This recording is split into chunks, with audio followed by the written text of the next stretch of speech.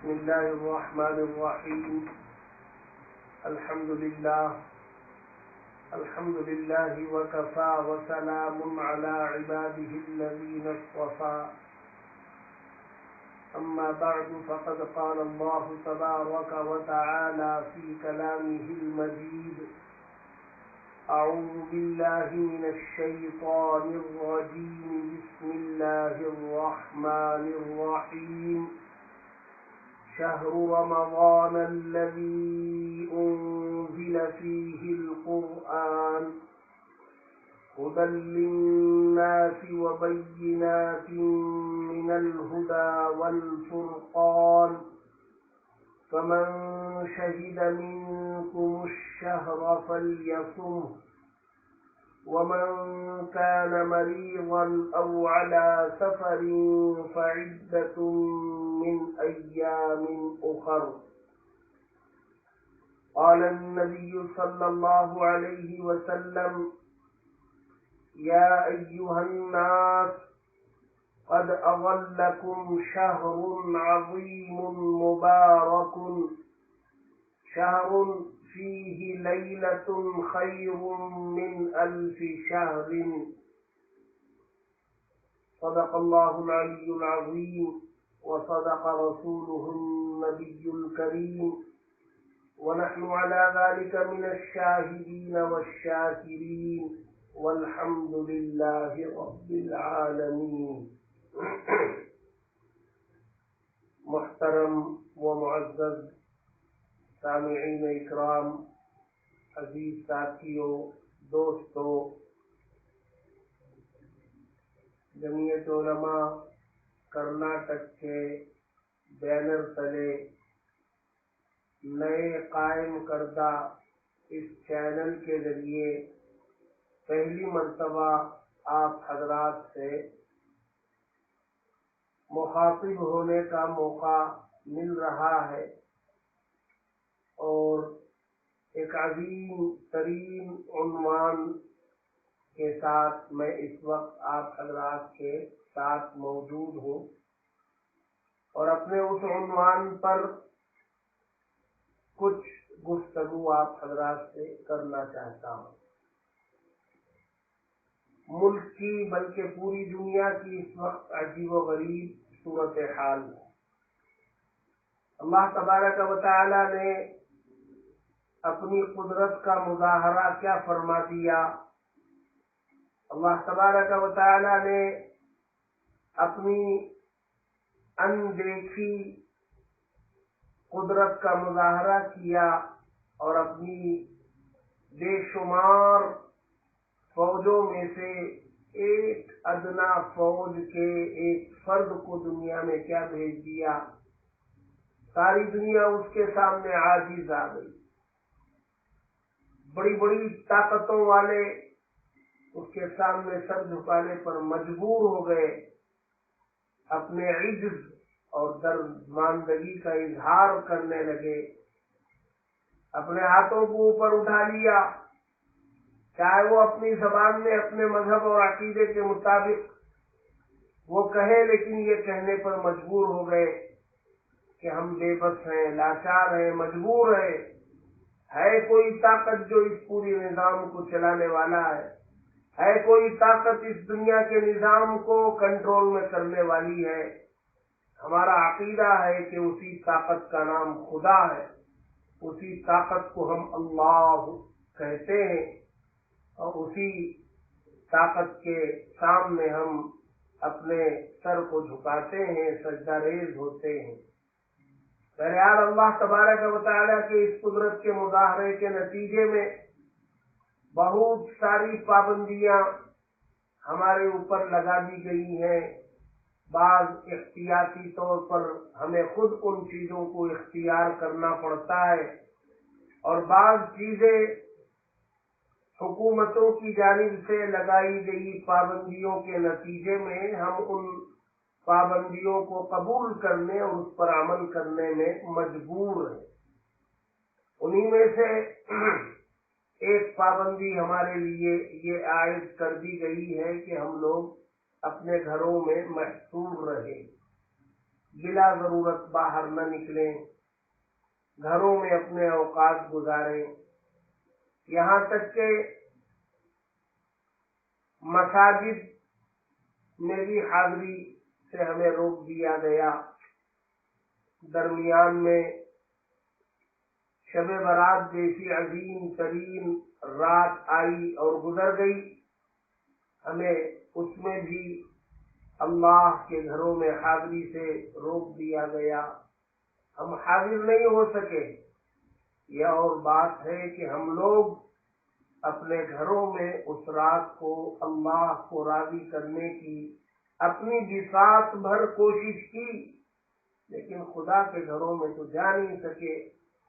اب اس رات کے گزر جانے کے بعد جیسے جیسے زمانہ آگے بڑھ رہا ہے، ہمارے سامنے ایک اور عظیم ترین زمانہ ہمارے سروں پر کھڑا ہے، وہ زمانہ جس کو زمانوں کا سردار کہا جاتا ہے، وہ زمانہ جس میں اللہ تبارک و تعالیٰ کی رحمت جوش مارتی ہے، اللہ تبارک و تعالیٰ کے یہاں سے برکتوں کے خزانے لٹتے ہیں، اللہ تبارک و تعالیٰ کے یہاں سے رزق کے خزانے لٹائے جاتے ہیں، اللہ تبارک و تعالیٰ کی دریائے رحمت جوش مارتی ہے، بڑے بڑے گنہگاروں کی مغفرت کا، معافی کا اعلان کر دیا جاتا ہے۔ عظیم ترین زمانہ جس کے بارے میں ہمارے آقا صلی اللہ علیہ وسلم نے فرمایا، آپ الفاظ پر غور کریں، اللہ کے نبی فرماتے ہیں، یا ایھا الناس، اے لوگو، قد اضلکم شہر عظیم مبارک، اے لوگو، تمہارے اوپر ایک بابرکت عظیم مہینہ، برکتوں والا،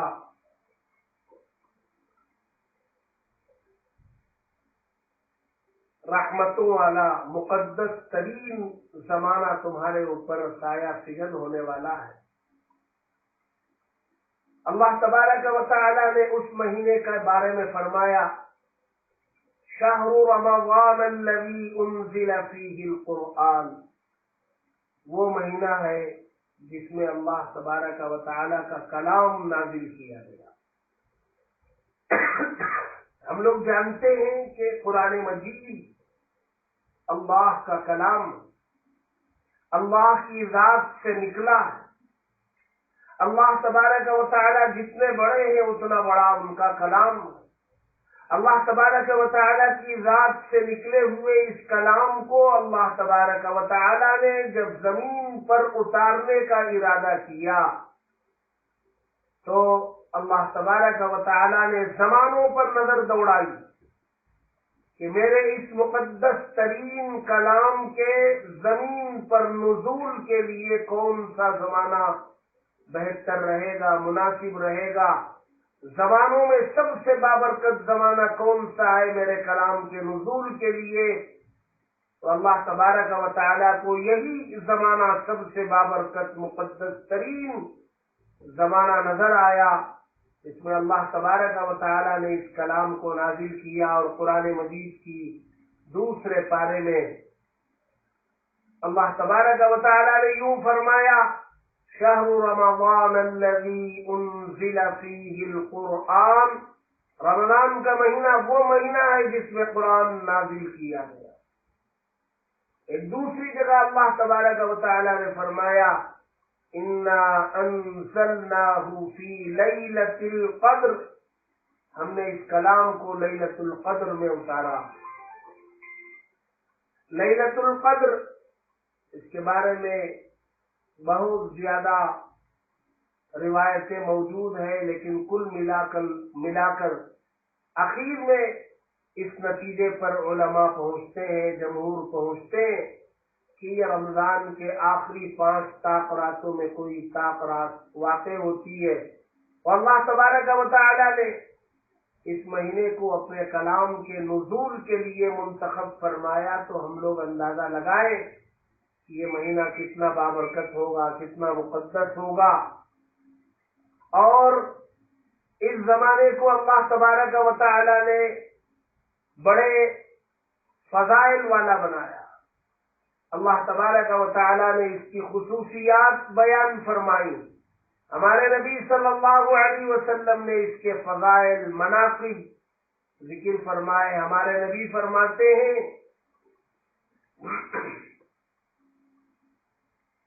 کہ یہ وہ مہینہ ہے جس میں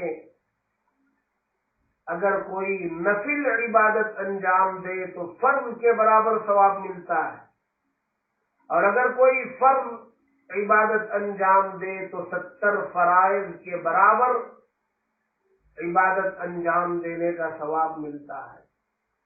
ظاہر سی بات ہے اللہ تبارک و تعالیٰ کے یہاں سے یہ چھوٹ ملی ہے، یہ رخصت ملی ہے.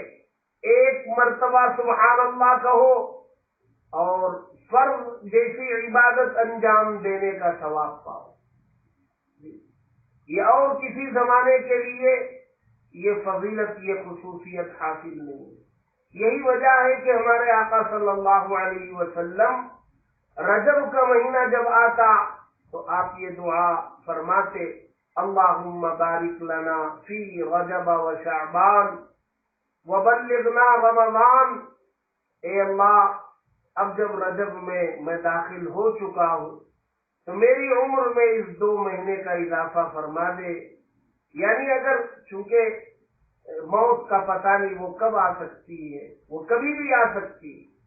اللہ کے نبی فرماتے چونکہ آپ کو بھی اس کا پتہ نہیں تھا کہ موت کب واقع ہوگی، اللہ کے نبی یہ فرماتے کہ اب جب رجب میں داخل ہو چکا ہوں، وہ مقدس ترین زمانہ میرے اتنے قریب آ چکا ہے کہ اب میں اس زمانے کو پانے کا شوق میرے اندر غالب ہو گیا. پہلے میں آپ سے ملاقات کا متمنی ہوتا اور آپ سے ملاقات کا وقت آ جاتا تو میں خوشی بخوشی آپ کے پاس چلا آتا. لیکن اب جب میں رجب میں داخل ہو چکا ہوں تو وہ مقدس ترین زمانہ قریب آ جانے کی وجہ سے اب مجھے اس زمانے کو پانے کا شوق زیادہ غالب آ گیا. میری عمر میں اضافہ فرما دے اے اللہ، 2 مہینے میری عمر میں اضافہ فرما دے اور مجھے رمضان میں پہنچا دے. آپ اندازہ لگائیں ہمارے نبی صلی اللہ علیہ وسلم جن کے صدقے میں اللہ تبارک و تعالیٰ نے دنیا بنائی، اور اللہ تبارک و تعالیٰ کے بعد جن کا مقام و مرتبہ ہے، جنت جن کے لیے بنائی اور سب سے پہلے جو جنت میں قدم رکھیں گے، ہمارے نبی صلی اللہ علیہ وسلم کا اس قدر شوق کہ آپ رجب کی 1 تاریخ سے اس مہینے کو میں پانے کے شوق میں دعا کا اہتمام کرنے لگتے ہیں، تو ہمیں اس سے اندازہ ہوگا کہ یہ مہینہ کتنا بابرکت ہے، کتنا مقدس ہے. عجیب و غریب فضائل اس کے بیان کیے گئے ہیں اور الگ الگ نوعیت کی عبادتیں اس کے اندر رکھی گئی ہیں. یہی وہ مہینہ ہے جس مہینے کے 3 عشروں کے 3 الگ الگ نام رکھے گئے. آپ دیکھیں گے کہ کسی اور مہینے میں عشروں کے نام نہیں ہیں، آپ کو نہیں ملیں گے. لیکن اس مہینے کی یہ خصوصیت ہے کہ اس کے 3 عشروں کے 3 نام. اس کا پہلا عشرہ رحمت کا عشرہ کہلاتا ہے، اور دوسرا مغفرت کا، اور تیسرا آگ سے نجات اور اس سے خلاصی. ظاہر سی بات ہے یہ سارے فضائل اس مقدس ترین زمانے کے ہیں جو زمانہ ہمارے سروں پر کھڑا ہے. یہ زمانہ بالکل 2-4 دنوں میں ہمارے سروں پر ہے. 2-4 دنوں میں ہم اس زمانے میں داخل ہونے والے ہیں. 24 تاریخ کو جمعرات کے دن چاند رات ہے، اور اگر 24 تاریخ کو چاند ہو جائے تو جمعرات کی شام کو ہمیں تراویح پڑھنی ہے اور جمعے کا روزہ رکھنا ہے. اس مہینے کی دو خاص عبادتیں، دو عبادتیں اس مہینے کی خاص، اور زمانوں میں وہ عبادتیں نہیں۔ ایک رمضان کا روزہ، یہ فرض، اور دنوں میں آپ روزہ رکھیں گے تو وہ فرض نہیں ہوگا، وہ فرض کی قضا ہو سکتی ہے کہ رمضان میں کسی کا روزہ چھوٹ گیا ہو، وہ بعد کے زمانے میں رکھے تو وہ فرض قضا، فرض ادا روزہ سوائے رمضان کے کہیں اور نہیں موقع نہیں ملتا ہے۔ رمضان کے علاوہ یا تو فرض قضا روزہ ہوگا، یا واجب ہوگا جو کسی وجہ سے واجب ہو چکا ہوگا، یا سنت کے روزے ہوں گے، یا نفلی روزے رکھے جائیں گے۔ فرض ادا کا روزہ وہ صرف رمضان کے مہینے میں رکھا جاتا ہے، اور مہینہ اسلام میں چاند کے ذریعے متعین ہوتا ہے۔ چاند نظر آئے تو مہینہ شروع ہوتا ہے، اور جب دوسرا چاند نظر آ جائے تو مہینہ ختم ہو جاتا ہے۔ اللہ تبارک و تعالی نے قرآن میں فرمایا، یا ایھا الذین آمنوا کتب علیکم الصیام کما کتب علی الذین من قبلکم لعلکم تتقون ایاما معدودات۔ اے ایمان والو، تم پر روزے فرض قرار دیے گئے، تم پر روزے فرض کیے گئے، یہ فرض روزے جیسے تم سے پہلی امتوں پر بھی کیے گئے تھے، اور یہ روزے میں اس لیے فرض کر رہا ہوں تمہیں مشقت میں مبتلا کرنا، تمہیں پریشانیوں میں مبتلا کرنا میرا مقصد نہیں ہے، بلکہ میرے اس روزوں کے فرض قرار دینے کا مقصد یہ ہے کہ لعلکم تتقون، تاکہ تمہارے اندر تقوی پیدا ہو جائے، تم ڈرنے والے بن جاؤ، تم اللہ کو حاضر و ناظر سمجھ کر زندگی گزارنے والے بن جاؤ، تمہارے اندر تقوی اور خشیت پیدا ہو جائے۔ اور یہ وہ صفتیں ہیں جو آدمی کو جنت میں لے جانے والی ہیں، یہی وہ صفت ہے تقوی کی، پرہیزگاری کی، خشیت کی، خوف کی، انابت اللہ کی، یہ آدمی کو جنت میں لے جانے والی صفات ہیں، اور اللہ تبارک و تعالی جنت میں لے جانے والی یہ صفات ان روزوں کے ذریعے بندوں کے اندر پیدا کرنا چاہتے ہیں۔ نتیجہ یہ نکلا کہ اللہ تبارک و تعالی ان روزوں کی فرضیت کے ذریعے ہمیں جنت میں لے جانا چاہتے ہیں۔ جنت میں لے جانے کے لیے اللہ تبارک و تعالی نے یہ روزے فرض قرار دیے، اور کتنے دن دیے؟ ایام معدودات، چند متعین دن۔ اللہ تبارک و تعالی خالق ہے، مالک ہے، قادر مطلق ہے، وہ جو چاہے حکم دے سکتے ہیں، وہ پورا سال روزہ رکھنے کا حکم دیتے، ہم کچھ نہیں کر سکتے، لیکن اللہ تبارک و تعالی نے سال کے 12 مہینوں میں ایک مہینہ، چاہے وہ 29 دن کا مہینہ واقع ہو یا 30 دن کا ہو، تو مہینہ جتنے دن کا واقع ہوگا اتنے دنوں کے روزے، اس مہینے کے روزے اللہ نے فرض قرار۔ یہ روزہ ہمارے اپنے فائدے کے لیے اللہ تبارک و تعالی نے فرض قرار دیا ہے۔ اس کے دنیاوی فائدے کیا ہیں، جسمانی فائدے کیا ہیں، صحت کے اعتبار سے اس کے کیا فائدے ہیں، وہ ایک طویل موضوع ہے، اور آج ریسرچ ہو چکا ہے، ڈاکٹروں کی رپورٹیں آ گئی ہیں کہ اس کے جسمانی اور صحت کے اعتبار سے کتنے فوائد ہیں۔ وہ دوسری چیز ہے، وہ ضمنی چیزیں، اس کے لیے روزے رکھے نہیں جاتے، وہ مل جاتے، باقی روزے وہ اپنے اندر تقوی، پرہیزگاری، اللہ کا استحضار۔ اسی لیے اللہ کے نبی صلی اللہ علیہ وسلم نے فرمایا کہ حدیث قدسی ہے جس میں اللہ تبارک و تعالی فرماتے الصوم لی وانا اجزی بہ، روزہ خالص میرے لیے اور میں ہی اس کا بدلہ دوں گا، یا میں اپنے آپ کو بدلے میں پیش کروں گا۔ روزہ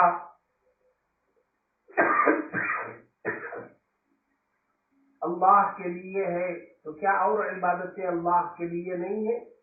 یقیناً ساری عبادتیں اللہ کے لیے ہیں، لیکن روزے کو خاص اللہ کے لیے اس لیے کہا گیا کہ اور عبادتیں انجام دو تو کسی نہ کسی کو پتہ چلے گا، اوروں کو پتہ چلنے کا امکان ہے۔ نماز پڑھیں گے تو دیکھنے والا سمجھے گا کہ آپ نماز پڑھ رہے ہیں، آپ حج کریں گے دیکھنے والا سمجھے گا کہ آپ حج کر رہے ہیں، آپ زکوٰۃ ادا کریں گے دیکھنے والا سمجھے گا کہ آپ صدقہ خیرات زکوٰۃ دے رہے ہیں۔ لیکن آپ روزہ رکھیں گے تو آپ کے اور خدا کے علاوہ کوئی تیسرے کو پتہ نہیں چلے گا کہ آپ روزے سے ہیں کہ نہیں ہیں۔ یہ آپ کے اور اللہ کے درمیان والی عبادت ہے۔ سحری آپ نے لوگوں کے ساتھ سحری کی اور رات میں شام میں لوگوں کے ساتھ آپ افطاری کریں گے، اس درمیان آپ روزے کی پابندی آپ نے کی ہے نہیں کی ہے، یہ یا تو آپ جانتے ہیں یا آپ کا خدا جانتا ہے۔ یہ آپ دونوں کے درمیان راز، کوئی تیسرا آدمی اس کو جان نہیں سکتا جب تک آپ خود نہ بتائے۔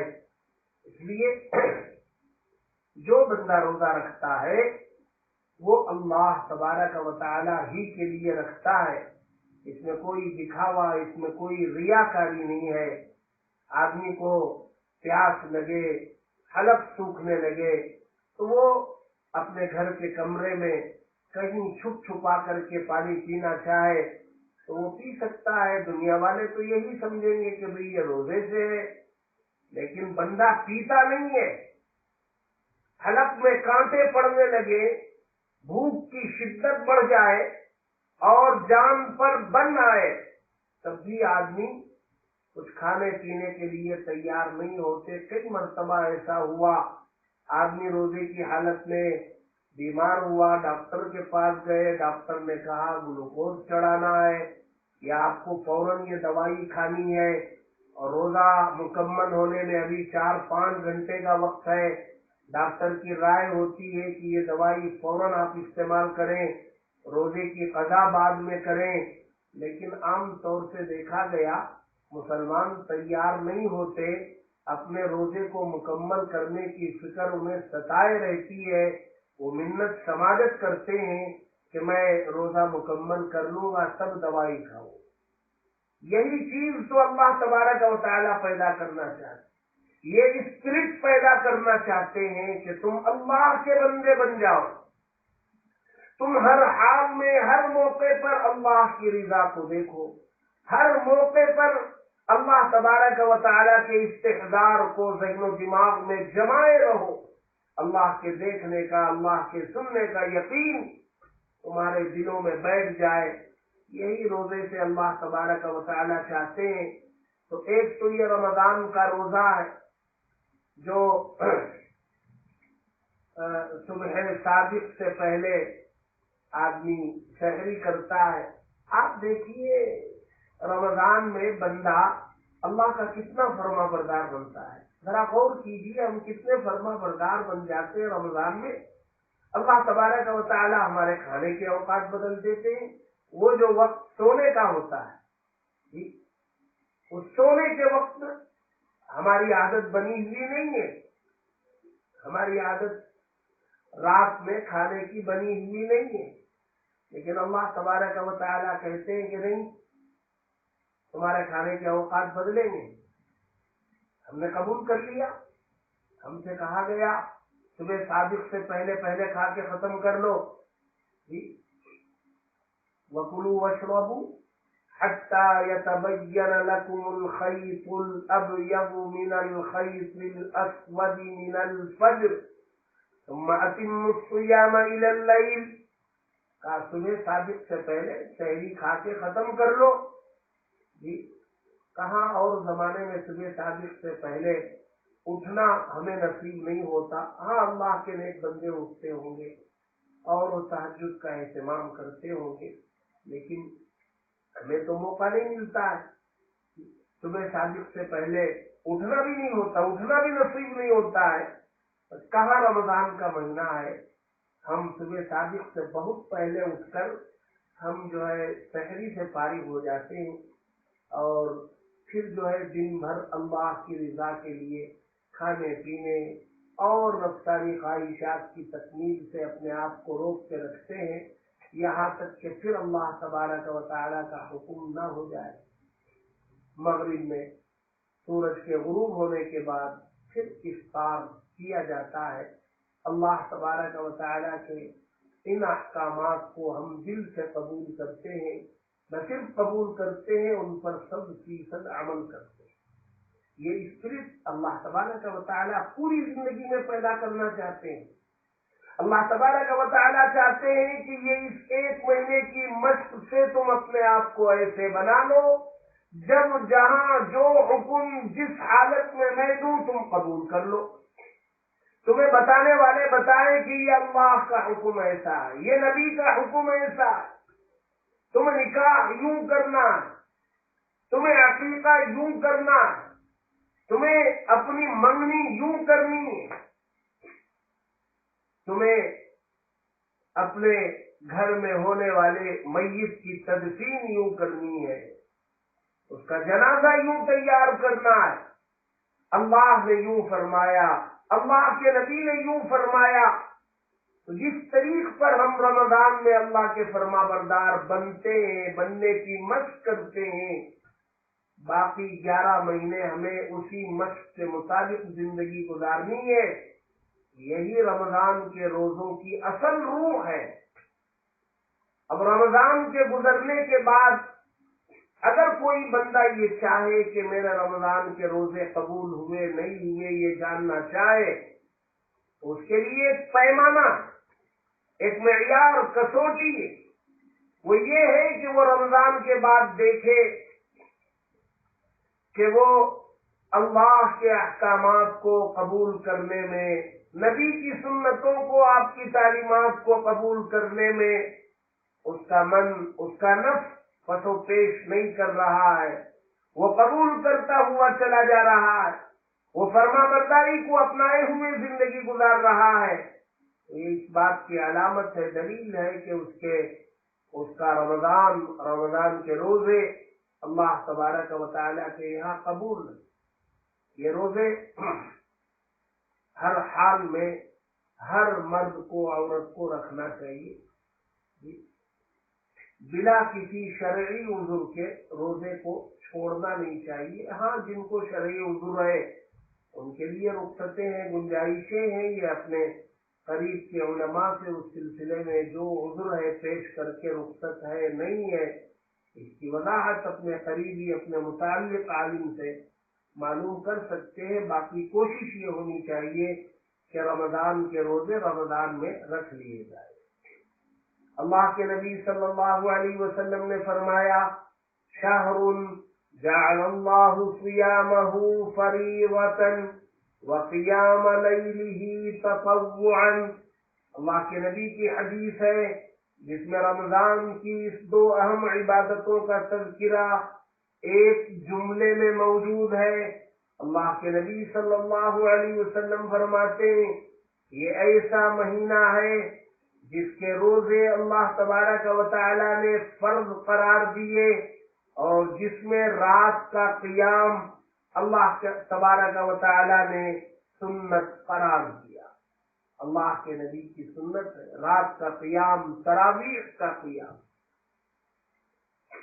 یہ رمضان کی خاص عبادتوں میں عشاء کے بعد تراویح کی نماز یہ سنت ہے، مردوں کے لیے بھی ہے، عورتوں کے لیے بھی ہے، اور یہ 20 رکعت نماز اللہ کے نبی صلی اللہ علیہ وسلم نے اپنی حیات میں اس نماز کو 2-3 مرتبہ آپ نے ادا فرمایا، لیکن صحابہ اکرام کے شوق کے غلبے کو دیکھ کر اللہ کے نبی صلی اللہ علیہ وسلم پھر رک گئے، اور حضرت عمر رضی اللہ تعالی عنہ نے باقاعدہ مزاج نبوت کو جاننے والے اللہ کے نبی کی منشا کے مطابق حضرت عمر رضی اللہ تعالی عنہ نے اپنے زمانے میں اس کو باقاعدہ رواج دیا اور 20 رکعت تراویح کی نماز آپ نے قائم فرمائی۔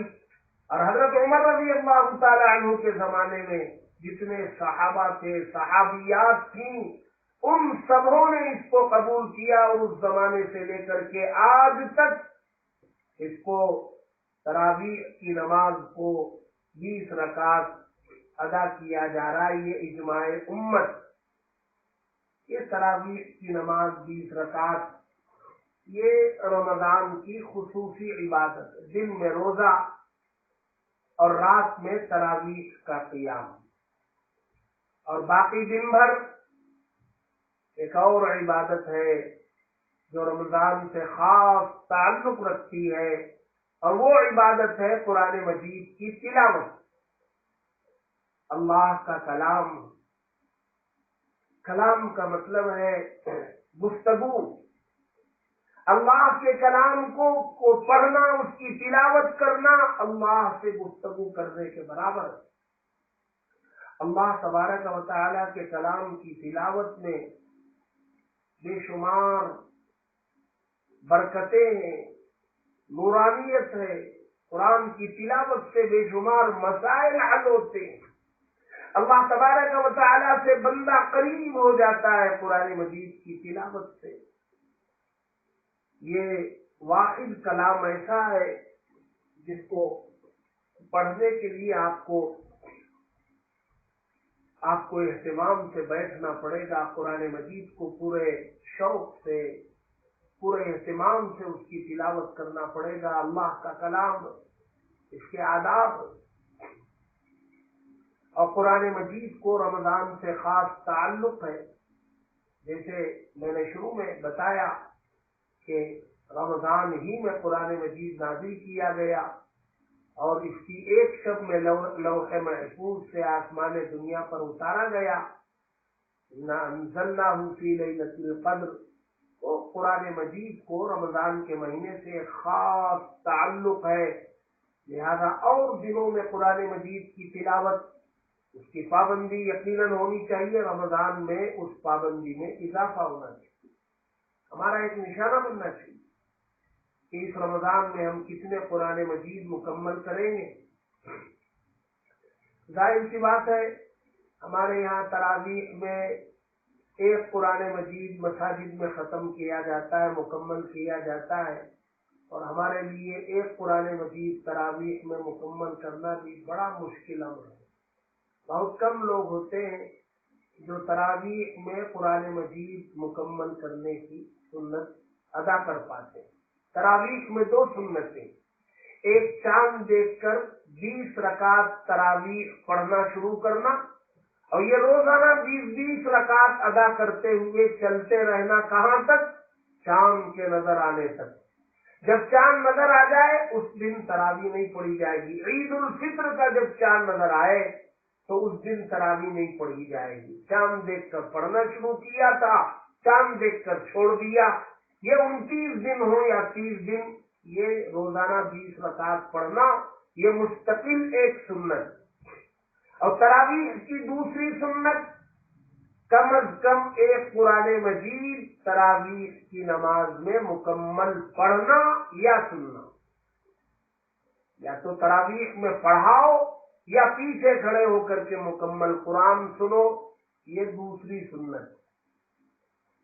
इन 2 सुन्नतों के साथ दिन भर कुरान मजीद की तिलावत में अपना ज्यादा वक्त गुजारना और एक निशाना मुकर्रर करना कि इस रमजान में मैं इतने कुरान मुकम्मल करूंगा, इतने दौर में कुरान मजीद के मुकम्मल करूंगा, अपनी अपनी ताकत के मुताबिक। 30 रोजाना एक कुरान पढ़ने की ताकत है तो 30 कुरान, 2 दिन में एक पढ़ना है तो 15 दिन, ये अपनी अपनी ताकत के मुताबिक कुरान मजीद की तिलावत का शगफ और अपने आप को उसमें मशगूल रखना, ये रमजान की तीसरी अहम इबादत है। और इसके साथ साथ ये अजीब व गरीब इत्तेफाक है कि ये रमजान का महीना हमारे लिए एक ऐसे मौके पर आ गया है जिसमें बहुत सारी पाबंदियां हैं, लॉकडाउन किया गया है। तो ये एक तो इसको देखने का नजरिया ये है कि हम मस्जिद में जा नहीं पा रहे हैं, हम महसूर हो गए घरों के अंदर। एक तो नजरिया ये है, जाहिर सी बात है, इसमें दिल पे बोझ है, सदमा है, अफसोस है, یہ ہونا بھی چاہیے، لیکن اگر آپ دوسرے نظر سے دیکھیں گے تو ہمیں یہ نظر آئے گا کہ اب تک جتنے رمضان ہم نے گزارے اس میں ہمارے ساتھ دنیاوی مشغولیات لگی ہوئی تھی، دکان کی تھی جی، ملازمت کی تھی، خرید و فروخت کی تھی، ادھر ادھر آنے جانے کی تھی جی، کہیں دعوتوں میں، افطار کی دعوتوں میں جانا، اپنے گھروں میں مہمانوں کو بلانا، یہ ساری چیزیں تھیں۔ لیکن یہ رمضان ہمارے لیے ایسا آ رہا ہے کہ ہم لوگ یہ اگرچہ کہ مسجد جا نہیں پا رہے، اس کا افسوس ہے، لیکن ساتھ ساتھ یہ بھی ہے کہ دنیاوی مصروفیات سے ہم کٹ چکے ہیں، ہمارے پاس کوئی مصروفیت نہیں۔ ابتدائی 10 دنوں میں تو ہے ہی نہیں، 3 تاریخ تک لاک ڈاؤن کی مدت ہے، تو یہ 10 دن تو ہے ہی، ہمارے ساتھ پابندی ہے، ہم کہیں بھی آ جا نہیں سکتے ہیں، اور 3 تاریخ کے بعد اگر اللہ نہ کرے یہ مدت بڑھ جائے تو پھر رمضان کے اور دن ہمیں ایسے ہی ملیں گے۔ تو ہم پوری طریقے سے دنیا سے کٹ کر اپنے گھر میں ہیں، اور یہ پورا وقت ہم اللہ کی یاد میں، اس کی عبادت میں، تلاوت میں، دعا میں، توبہ میں، استغفار میں، ذکر میں اپنا پورا وقت یکسوئی کے ساتھ اپنے گھر رہ کر کے ہم اپنا وقت استعمال کر سکتے ہیں، رمضان کی صحیح قدردانی کی جا سکتی ہے۔ اس نظریے سے اگر دیکھیں گے کہ یہ رمضان ہمیں پوری یکسوئی کے ساتھ مل رہا ہے، یہ رمضان ہمیں پوری تنہائی کے ساتھ مل رہا ہے، ہمیں دنیاوی مصروفیتوں سے کٹ کر یہ رمضان ہمارے ہاتھوں میں آ رہا ہے، تو ہم اس رمضان کا بھرپور استعمال کرنے کا موقع مل رہا ہے، تو اس نظریے سے دیکھیں گے تو اس میں یقیناً ہمیں خیر اور بھلائی بھی نظر آ رہی ہے۔ تو یہ رمضان ہمارا اپنے گھروں میں رہ کر پوری یکسوئی کے ساتھ ایک بالکل منفرد رمضان، جس میں ہم خدا کے ہو جائیں، جس میں ہم اللہ کے کلام کے بن جائیں، جس میں ہم توبہ استغفار کے بن جائیں، ہمارے ذمہ اور کوئی کام نہ ہو، تو یقیناً یہ ہمارے لیے بہت خوشی کی بات ہوگی۔ اب یہ رمضان ہمارا 2-4 دنوں میں آنے والا ہے۔ عنوان آج کے اس بیان کا استقبال رمضان دیا گیا ہے۔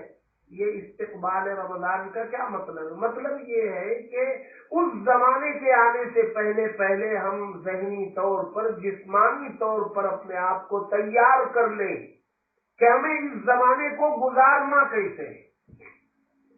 یہ ہم ذہنی طور پر، جسمانی طور پر اپنے آپ کو تیار کر لینے کا نام استقبال۔ ہمارے اوقات متعین ہو، رات میں سونے کا وقت متعین ہو، سحری میں جاگنے کا وقت متعین ہو، ہم ایسے وقت میں سحری میں جاگیں کہ ہم اپنی ضروریات سے فارغ ہو کر یہ 8-10 رکعت ہم تہجد کی پڑھیں، اور خوب تہجد کے موقع پر اللہ سے دعا گڑ گڑاتے ہوئے تضرع کے ساتھ دعا کریں، اور اس دعا کے بعد ہم سحری کھانے بیٹھیں، تو آپ اندازہ لگائیں کہ تہجد کی نماز پڑھ کر، آنکھوں سے آنسو بہا کر، اللہ کو راضی کرنے کی کوشش کر کے جب ہم سحری کھائیں گے اس کی کتنی برکتیں ہوں گی، اور گھر میں کتنی برکتیں نازل ہوں گی۔ ایک طرف گھر کا مرد تہجد پڑھ رہا ہے، اس کی بیوی تہجد پڑھ رہی ہے، اس کے بچے تہجد پڑھ رہے ہیں، اور سب اللہ سے مانگ رہے ہیں، اور سب باوضو سحری کھانے بیٹھے ہیں، اس گھر پر اللہ کی کتنی رحمتیں نازل ہوگی، کتنی برکتیں نازل ہوں گی، اور کتنی رکاوٹیں ختم ہو جانے کا ذریعہ وہ بنیں گی۔ اس کا اندازہ ہم نہیں لگا سکتے۔ پھر سحری سے فارغ ہو کر کے اذان فجر تک کافی وقت رہتا ہے کہ اس وقت میں قرآن مجید کی تلاوت کریں، اذان فجر کے بعد نماز کی تلاوت کریں، نماز ادا کریں، فجر کی نماز پڑھیں، پھر اس کے بعد ذکر میں بیٹھیں۔ سونے کے لیے پوری زندگی پڑھی ہے ہم نے، پوری زندگی سوتے ہوئے ہی تو گزاری ہے، ایک زمانہ رمضان کا ایسا گزارے ہم جہاں سونے کی فکر نہ کریں اور فجر کے بعد اشراق تک ذکر کریں اور اشراق کی نماز پڑھ کے یقیناً آرام کریں، کرنا چاہیے، اور پھر اٹھنے کا ایک وقت متعین ہو، 10 بجے 9:30 بجے، وہاں سے ظہر تک تلاوت کا نظام بنے، پھر ظہر کی نماز کی ادائیگی کے بعد پھر تلاوت یا کتب بینی یا گھر کی اجتماعی تعلیم، ظہر کی نماز کے بعد یہ نظام بنے، پھر اپنی ذاتی کچھ کام ہو تو وہ انجام دے لیے جائے، عصر کے بعد پھر ذکر اور دعا میں مشغول ہو جائے، اور مغرب کی نماز افطار کے بعد مغرب ادا کریں، اوابین پڑھیں، اور صبح جب اشراق پڑھ کے آرام کر کے اٹھیں گے تو چاشت کی نماز پڑھیں، اور مغرب کے بعد اوابین پڑھیں، اور پھر کچھ دیر سستا لینے کے بعد عشاء اور تراویح کا اہتمام کریں، پھر رات میں جلد آرام کریں، جلد اٹھنے کا نظام بنائیں، تو انشاءاللہ یہ رمضان ہمارے لیے ان حالات کے باوجود، ان پابندیوں کے باوجود، یہ رمضان ہماری زندگی کا ایک منفرد رمضان ہوگا، اور یہ رمضان اگر ہم اس کی قدردانی کے ساتھ گزارنے میں کامیاب ہو جائیں تو یقیناً یہ ہماری نجات کا ذریعہ بنے گا۔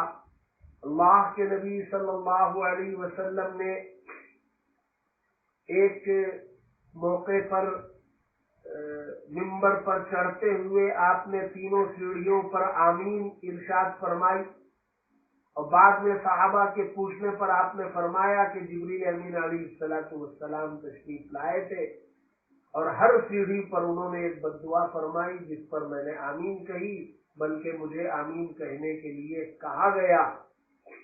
اس میں ایک بد دعا یہ تھی، ہلاک ہو آپ کی امت کا وہ شخص جو رمضان کا مہینہ پائے اور اپنی مغفرت نہ کروا لے۔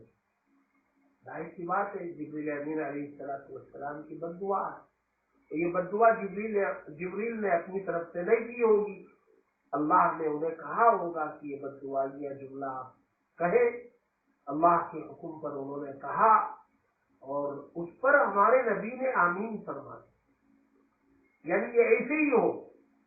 اور مقام کون سا تھا؟ وہ ممبر رسول کا مقام تھا، تو جگہ تھی، بابرکت جگہ تھی، مقدس ترین جگہ تھی۔ ہماری زندگیوں میں 20 رمضان آئے چلے گئے، عام مہینوں کی طرح وہ رمضان کا مہینہ ہم سے گزر گیا، ہم کبھی اس رمضان کو اپنی نجات کا، مغفرت کا ذریعہ بنا نہیں سکے، کامیاب نہیں ہو سکے۔ اب ان حالات میں، لاک ڈاؤن کے حالات میں یہ رمضان آ رہا ہے، تو ایک موقع ہے، اس کو غنیمت جانیں اور اس کو اپنی مغفرت کا بہترین ذریعہ بنانے کی کوشش کریں، اور یہ اسی وقت ہو سکتا ہے جب ہم اس کے لیے ایک نظام بنائے، رمضان کے آنے سے پہلے اپنے پورے مہینے کا نظام بنائے، صبح اٹھنے سے لے کر کے رات کے سونے تک، اور اسی کے مطابق پورا مہینہ گزارے، اور ایک نشانہ مقرر کریں کہ ہم اتنے قرآن مجید کے دور تلاوت کر کے ختم کریں گے، اور اتنی جو ہے آیت کریمہ کا ختم کریں گے، 70,000 مرتبہ آیت کریمہ کا ختم، یہ ایک خاص فضیلتوں کا حامل ہے، اور جی مجرب بھی ہے، تو وہ بھی اپنے لیے اس کو جمع کرنے کی کوشش کرے، تو انشاءاللہ اللہ کی ذات سے امید ہے اللہ تبارک و تعالی ہماری چھوٹی چھوٹی عبادتوں کو بھی اللہ ضائع نہیں کریں گے، اللہ قبول کریں گے، بہت نوازیں گے، ہم اندازہ نہیں کر سکتے کہ اللہ کتنا نوازے۔ دعا فرمائے اللہ تبارک و تعالی آنے والے رمضان کی قدردانی کرنے کی ہم سب کو توفیق عطا فرمائے، اور اس کا حق ادا کرنے کی توفیق عطا فرمائے، ہم سب کی مغفرت کا اس کو بہترین ذریعہ بنائے، اور دعا کرے پوری امت کے لیے، پوری انسانیت کے لیے، اور جہاں جہاں مسلمان پریشان ہیں، اپنے ملک میں بھی مسلمانوں کو مختلف قسم کی پریشانیوں میں مبتلا کیا جا رہا ہے، آزمائشوں میں مبتلا کیا جا رہا ہے، اس ملک میں بھی امن کے، چین کے عام ہونے کی دعائیں کریں، بالخصوص یہ جو اللہ نے اپنی قدرت کے مظاہرے کے طور پر ایک وبا کو پھیلا کر پوری انسانیت کو عاجز بنا دیا ہے. اس وبا کے ختم کر لینے کی گزارش اللہ سے کریں اور اللہ سے یہ گزارش کریں کہ ایک مرتبہ پھر اللہ کے گھروں کو مساجد کو آباد کرنے کا موقع اللہ دے دے. ہم ایک مرتبہ پھر مسجد کو میں پہنچ جائیں اور رمضان ہی میں پہنچنے کا اللہ موقع اگر نکال دے تو یہ اللہ تبارک و تعالیٰ کی جانب سے بہت بڑا کرم ہوگا، احسان ہوگا.